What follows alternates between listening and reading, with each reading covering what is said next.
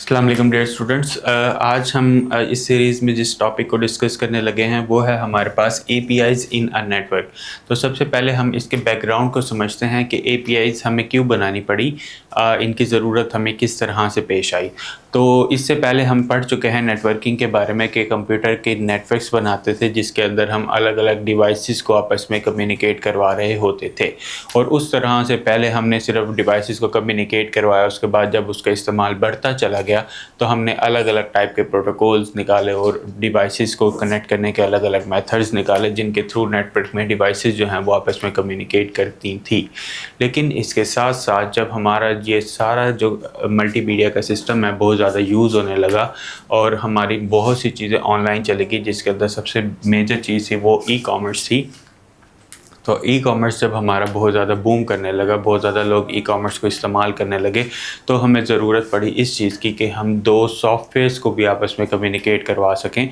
कि अगर एक सॉफ्टवेयर को या एक सॉफ्टवेयर से एप्लीकेशन को किसी दूसरे सर्वर से या किसी दूसरे सिस्टम से किसी चीज़ की ज़रूरत है तो वो भी हम उसको प्रोवाइड कर सकें थ्रू अ नेटवर्क, वो आपस में कम्युनिकेट करें। एक जो हमारी एप्लीकेशन है वो सर्वर को रिक्वेस्ट भेजे और सर्वर वो चीज़ वापस एप्लीकेशन को सेंड कर दे, और ये सारे का सारा जो सिस्टम है ये ऑटोमेटिकली होता रहे।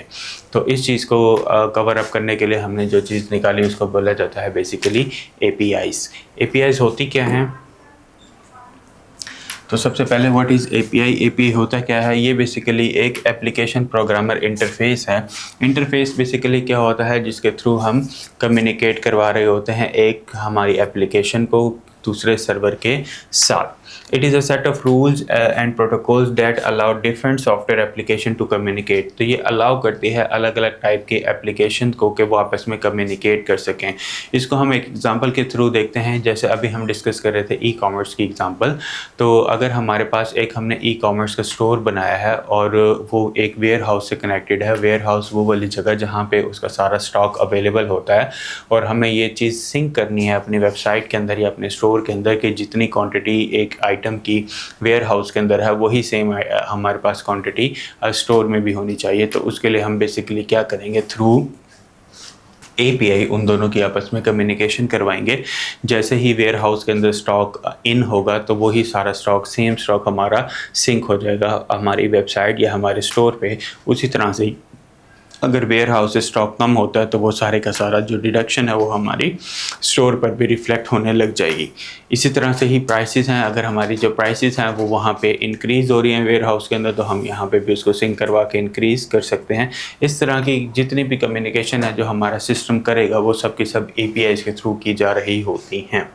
तो ये बेसिकली करता क्या है, it act as a bridge. तो ये एक ब्रिज के तौर पर काम कर रहा होता है, enabling system to exchange data and functionality seamlessly। तो ये बेसिकली हमारा जो डाटा है उसको कम्युनिकेट करवाता है, शेयर करवा रहा होता है विदाउट एनी इशू। नेटवर्क के अंदर एपीआई का बेसिकली रोल क्या है? तो role of API in a network वो हमने देखना है। तो बेसिकली सबसे पहला जो इसका हमारा रोल है वो है कनेक्ट सर्विसेज का। ये अलग अलग टाइप की सर्विसेज को आपस में कनेक्ट करता है। Let's app end devices share data across the network.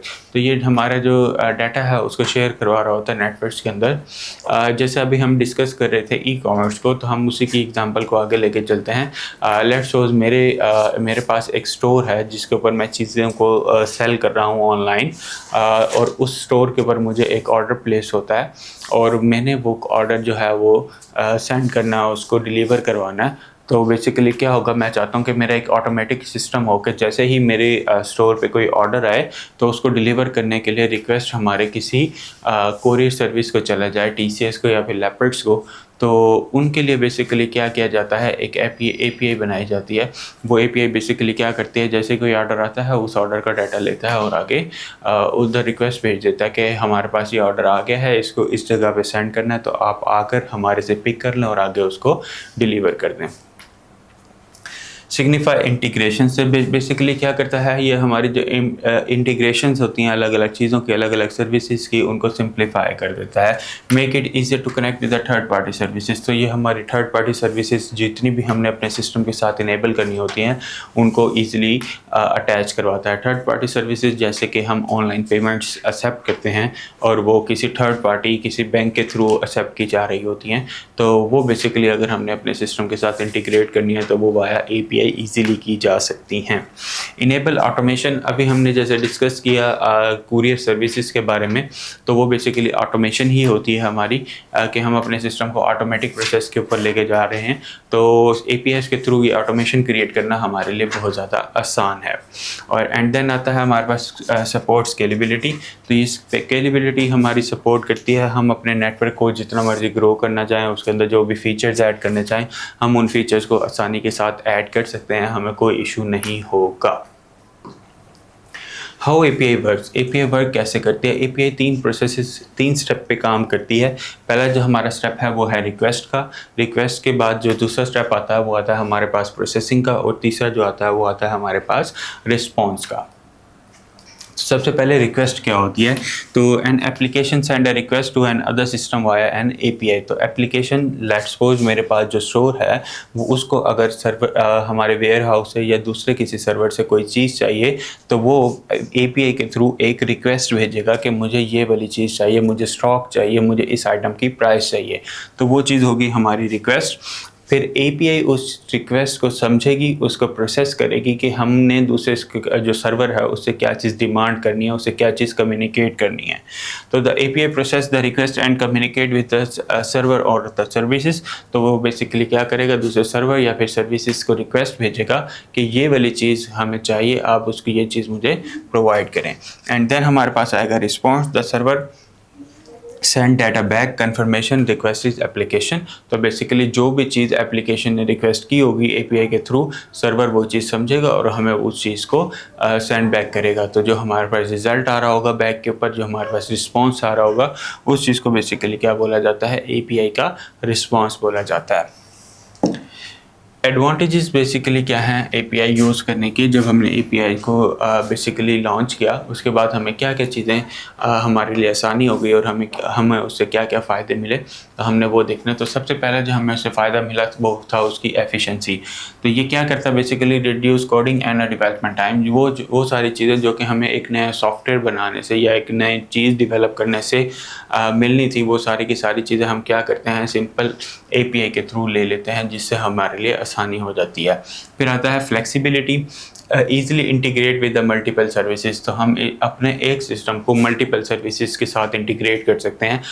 वो थाउजेंड्स ऑफ थिंग्स हो सकते हैं जो हम अपने सिस्टम के साथ इंटीग्रेट कर सकते हैं वाया एन API के थ्रू।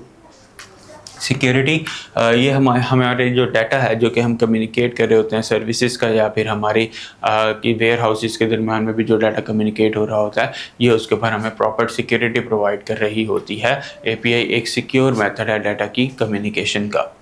देन ऑटोमेशन, जैसे हमने पहले डिस्कस किया, API हमें एक फुली ऑटोमेटिक सिस्टम प्रोवाइड करती है जिसके थ्रू हमारे सर्वर्स और हमारी वेब एप्लीकेशंस जो हैं या फिर हमारे जो सिस्टम्स हैं वो आपस में कम्युनिकेट करते हैं और आपस में डाटा शेयर कर रहे होते हैं। वो डाटा किसी भी टाइप का हो सकता है, जो हमारी वेब एप्लीकेशन को रिक्वायर्ड हो, वो रिक्वेस्ट भेजता है सर्वर को और सर्वर उसका रिस्पॉन्स बैक कर रहा होता है आफ्टर प्रोसेसिंग वाया API। और लास्ट में हमारे पास आता है innovation. Developer can build new app using the existing services without starting from the scratch.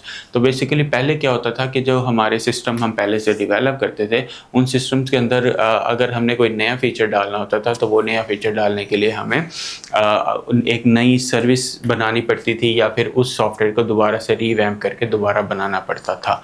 लेकिन API के थ्रू क्या हुआ, हमारा जो एग्जिस्टिंग सिस्टम है वो उसी तरह से चल रहा होता है और नए फीचर के लिए हम एक नई API डेवलप करते हैं और अपने सिस्टम को और उसकी फंक्शनैलिटीज़ को आहिस्ता आहिस्ता अपनी ज़रूरत के मुताबिक या फिर जो ट्रेंडिंग चीज़ चल रही होती है उसके मुताबिक ग्रो करते रहते हैं। इस वजह से API का सबसे बड़ा फ़ायदा यही है कि वो हमें इनोवेशन करने देता है अपने सिस्टम के अंदर एग्जिस्टिंग सिस्टम को छेड़े बगैर।